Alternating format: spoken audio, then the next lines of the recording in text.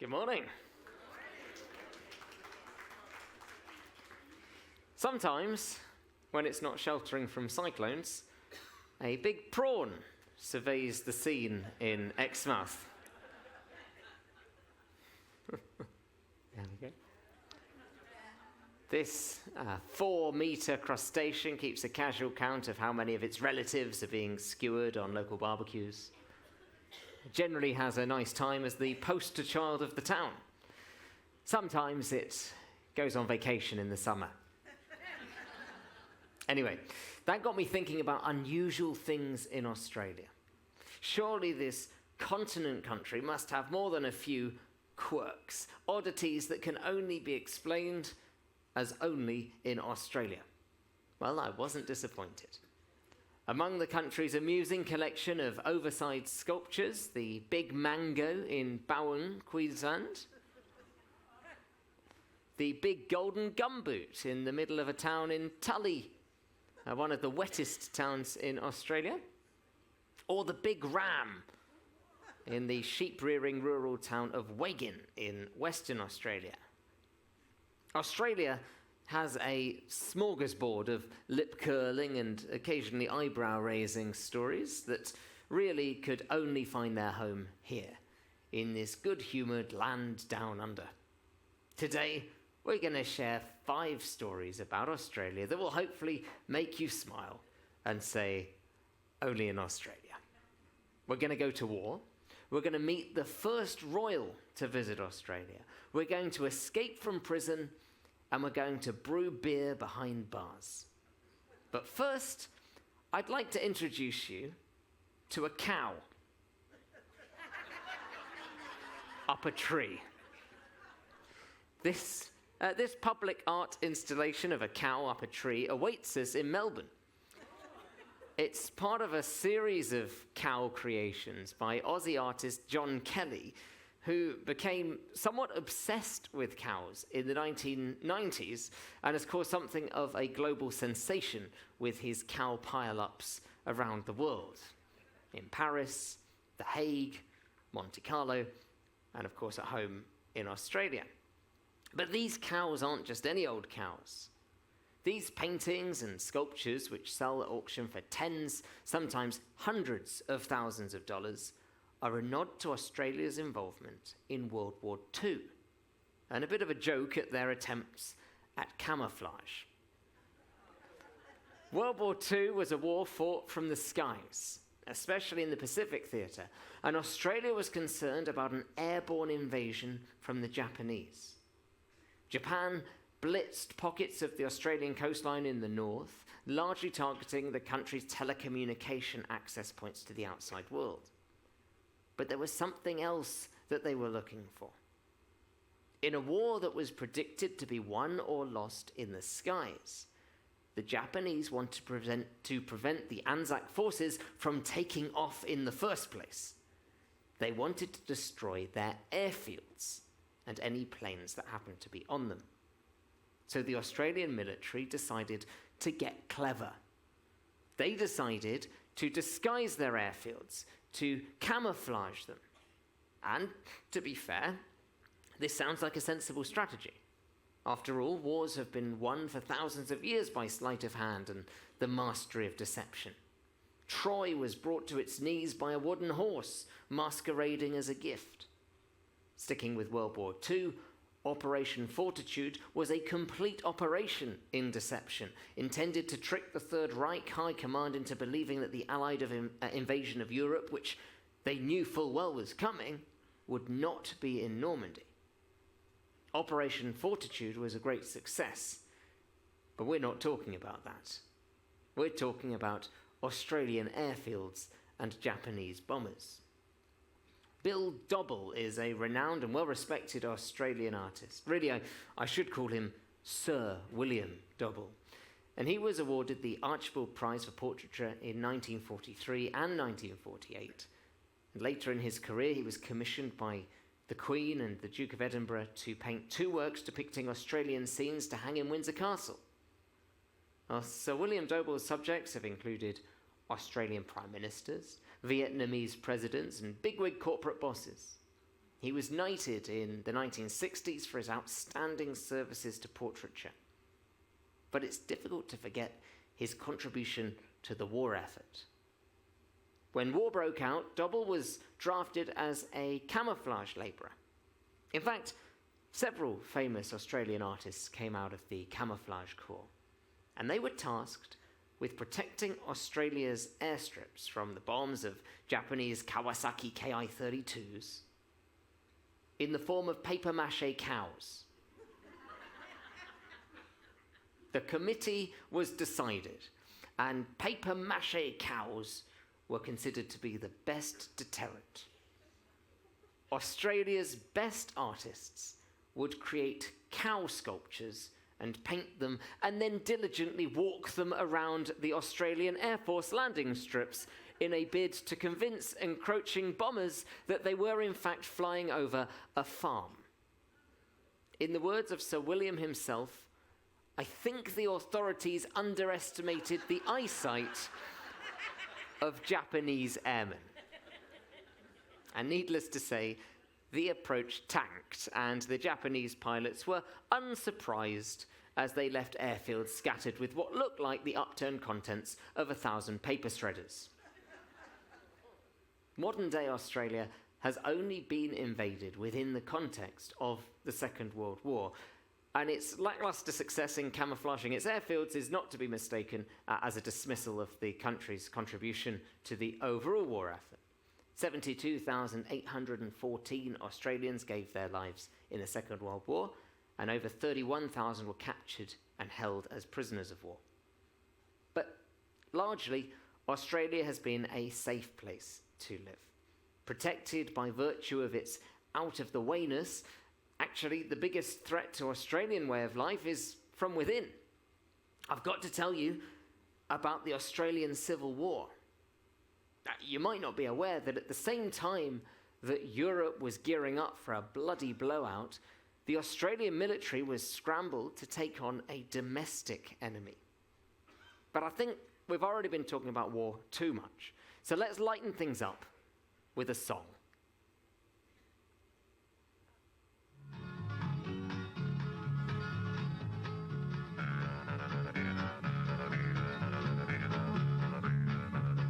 Let me tell you of an interview with an old man he knew. He's got a beak and feathers and things, but the poor old fella ain't got no wings.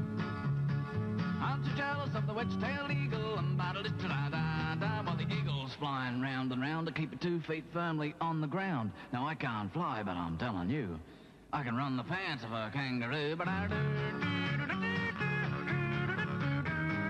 He can't fly, but I'm telling you, we can run the pants of a kangaroo.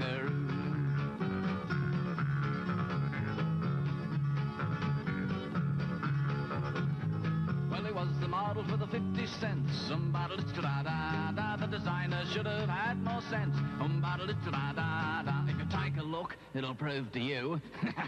I ran the pants of that kangaroo. Take a look, it'll prove to you. You ran the pants of the kangaroo. You can't lift the load like a cockatoo. Da-da-da-da. Swoop and toss like an albatross. Da-da-da-da. You silly galah, I'm better by far than a white cockatoo or a budgerigar. They squeak and squawk and try to talk. Why, me and them's like cheese and chalk. But he can't fly, but I'm telling you, we can run the pants of a kangaroo.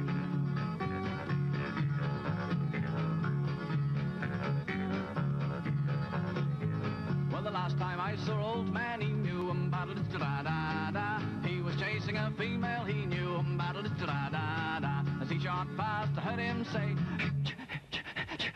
she can't fly, but I'm telling you, she could run the pants of a kangaroo. But she can't fly, but I'm telling you, she could run the pants of a kangaroo.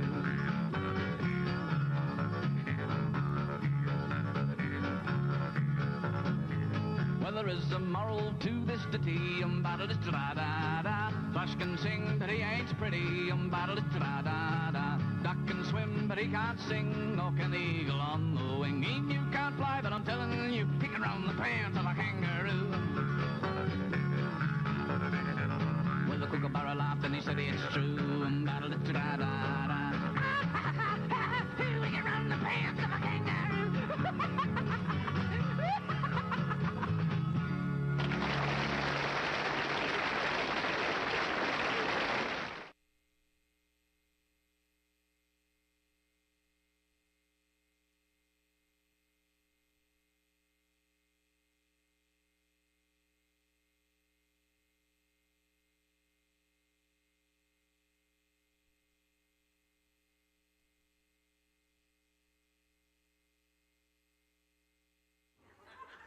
Sorry.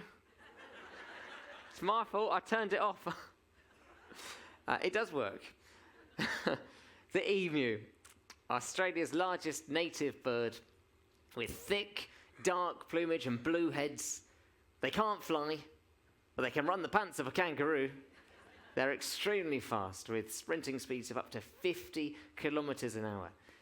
Their legs are so strong that they can rip metal fences, the wire fences. They can outrun an eagle, and they can jump and kick to fight off dingoes. But what's all of this got to do with an Australian civil war? Well, it's time we talked about the Great Emu War of 1932. It was the interwar period, and veterans from the First World War had been given plots of land by the Australian government to help rehabilitate them to civilian life as farmers.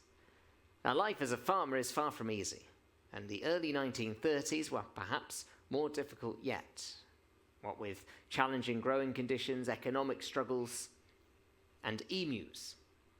Now, 10 years earlier, in 1922, emus were a protected species. But in 1932, these soft-feathered giants experienced a stunning fall from grace, when 20,000 birds plundered the crops of Western Australia, wreaking havoc and causing much upset against the ex-soldier, now farmer community. Emus were recategorized as vermin, and the farmers wanted to take up arms. So the military were consulted, and Major G.P.W. Meredith of the 7th Heavy Battery of the Royal Australian Artillery led a battalion of 2 soldiers, 3 machine guns, and 10,000 rounds of ammunition to deal with the issue. The battleground was set, and the 3-strong task force were ready to brutally mutilate the enemy. But it rained, and with a similar logic to today's London Underground train schedule, the war was delayed, waiting for better weather. Both sides returned to their camps to regroup, until November the 2nd, 1932, when, with ideal battle conditions in the weather forecast, the war began in earnest in the Western Australia district of Campion. A battalion of 50 emus were spotted, and the 3 Australian soldiers opened fire. But they were no match for the emus, who, well drilled in tactical warfare, went for a divide-and-conquer approach and scarpered in 50 different directions. A couple of days later, after an initial setback, the Australian Army soldiers spotted 1,000 emus freely helping themselves to Australian farmers' crops, and so prepared to strike again. But again, the emus knew better and saw only 10 casualties out on the battlefield. This most unusual civil war proved significantly more challenging for the Royal Army than had been anticipated. In the words of one of the soldiers, the emus have proved that they are not so stupid as they usually are considered to be. Each mob has its leader, always an enormous black plume bird standing fully 6 feet high. He keeps watch while his fellows busy themselves with the wheat. At the first suspicious sign, he gives the signal and dozens of heads stretch up out of the crop. A few birds will take fright, starting a headlong stampede for the scrub.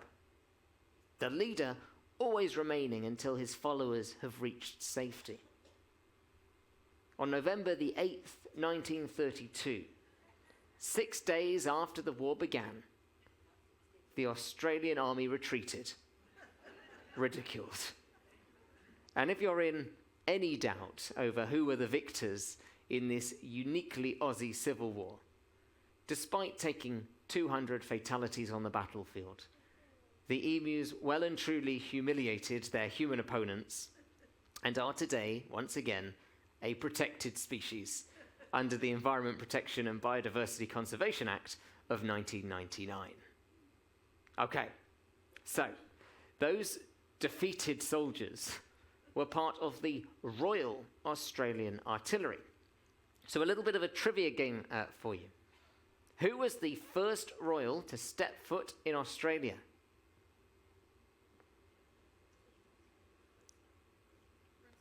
Prince Philip? Queen Elizabeth? King George? Queen Adelaide? Okay. Nobody said it yet. Queen Victoria? Still not there. Captain Cook took possession of Australia in the name of King George III. But King George never made it to the Great Southern Land.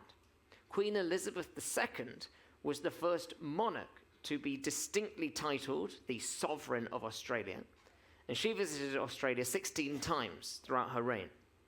As of today, Elizabeth II is the only reigning monarch to set foot on Australian soil. Over the decades, she visited every Australian state and the 2 major territories.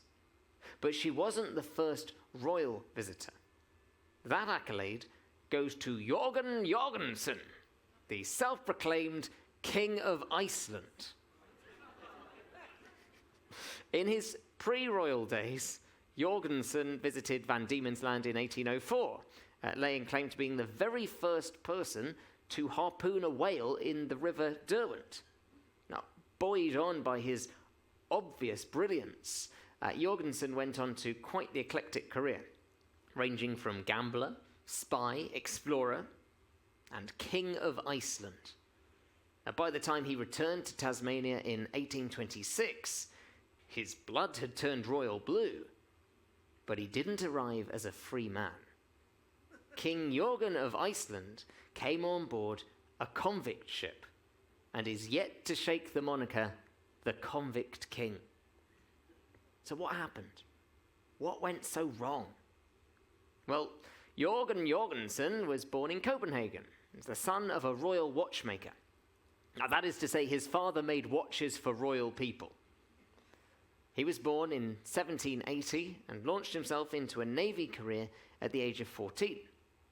Despite being Danish, Jorgensen spent much of his time on English ships under the English name John Johnson. And John Johnson is thought to have been one of the crew on the much fabled Flinders expedition to chart the Australian coastline in 1802.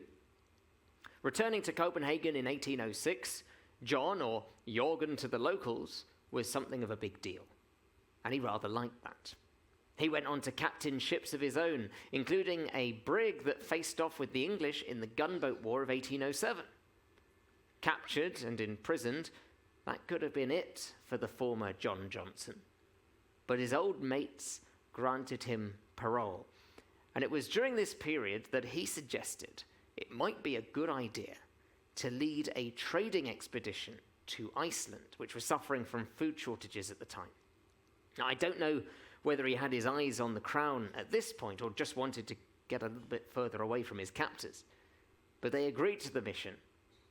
Well, when he arrived, the mission grew rather dramatically. Jörgen wasn't there to sell food to the Icelanders. He was there to save them from the oppressive Danish governor lording over them. And for this mission, he gave himself the title Protector of Iceland. The locals took it a step further and anointed him Jörgen the Dog Days King. I'm sure it was meant as a compliment. They built him a fort, they designed a new flag, but the party came to an abrupt end just 2 months later, when the Dog Days King was bundled onto a ship bound back for Blighty. The dog days were yet to come.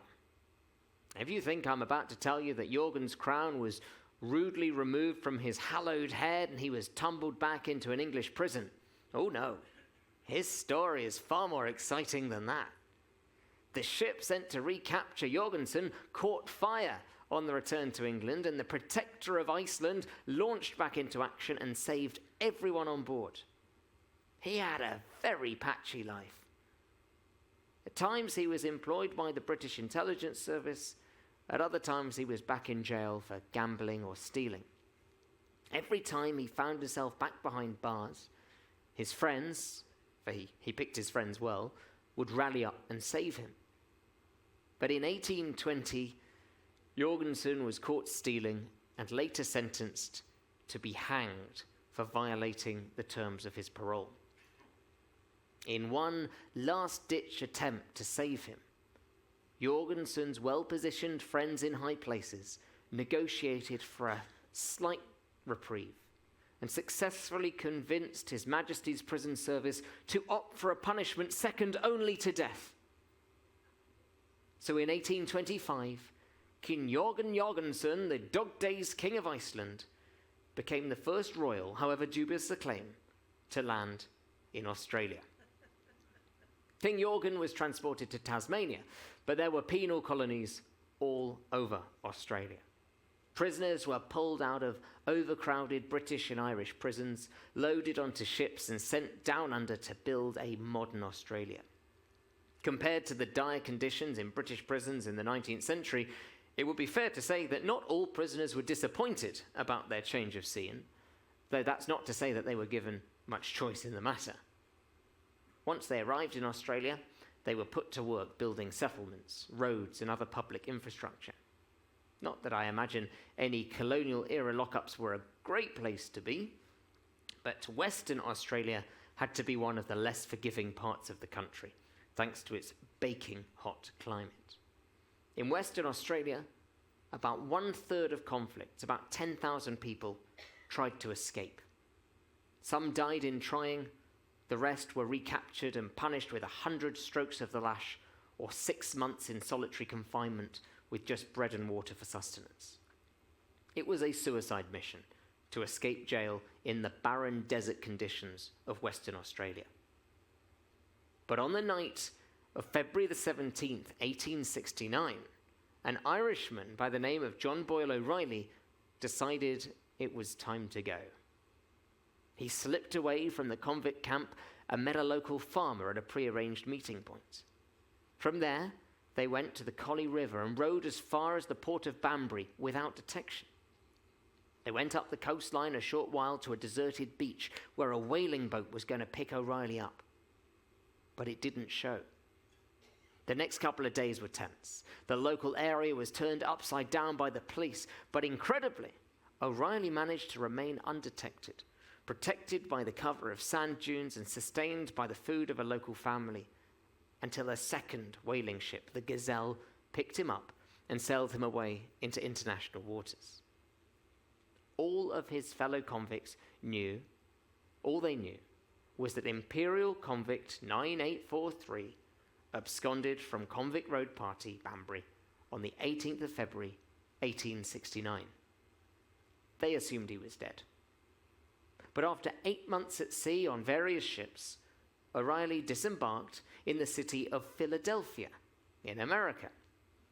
Now that's already a pretty exciting getaway story, but it gets better, which is the reason O'Reilly is revered as something as a legend in Fremantle to this day, and there's even a statue in his honor in the town of Rockingham nearby. Because when he settled himself in America, O'Reilly became a journalist, eventually rising to become editor of The Pilot, which is a Boston newspaper that played an active role in campaigning for the rights of workers and African Americans.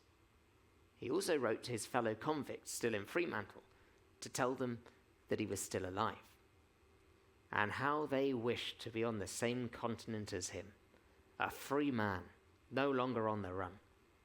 6 prisoners in particular, because O'Reilly had been convicted for double-crossing the British military in favour of an independent Irish state. So had 6 others, still locked up in Fremantle, and O'Reilly hadn't forgotten them. But bribing a ship captain to smuggle 1 escaped convict out of Australia was hard enough. Extracting 6 seemed near impossible, unless you owned the getaway vessel. So O'Reilly bought a whaling ship, the Catalpa. He hired a 28-year-old American captain, and he set off to rescue his buddies. The crew of the ship weren't told of the true mission until final preparations were being made. And with a combination of horses racing from pickup points to the beach, then 28 hours in an open whaleboat, before finally getting on board the Catalpa 12 miles out at sea, the 6 prisoners' Easter of 1875 was pretty eventful. But the British weren't going to give up without a fight, and the water police chased the Catalpa, threatening to open fire. And here's where we'll end this little tale, something to make the Americans proud. the 28-year-old captain of the Catalpa, George Anthony of New Bedford, unfolded the American Stars and Stripes and raised the flag above his vessel. He risked his life in challenging the chasing gunners, but in a moment of madness or courage, you decide, he declared, "This is the American flag. I'm on high seas. My flag protects me. If you fire on this ship, you fire on the American flag." Everyone aboard the Catalpa made it to America a free man, and war was avoided. But what about those prisoners left behind? What is there to do in an Australian prison? Something typically Australian. What about drinking beer? Well, for our quick, final, only in Australia ditty, we're going to fast forward the clock to the modern day. We're staying behind bars, but I want to tell you why Vegemite is banned in some Australian prisons. That's right. The classic Australian sandwich topper, Vegemite, is prohibited in prisons across the state of Victoria, because the guards were convinced that the prisoners had worked out a way to turn it into beer. Now, from what I hear, Vegemite doesn't lend itself to making a particularly nice brew, in case you're thinking of trying this at home. But prisoners worked out that all you needed was sugar, Vegemite, and some fresh yeast, and bam, you have the start of something alcoholic, which at a bit of a stretch, you could call a beer. And I guess the prison bar has nothing closer to the mark to compare with anyway. So there you have it. 5 uniquely Australian stories that maybe provide a different perspective on this country and its history, and maybe explain a little more about Australia's well-loved love of a good laugh. Thank you.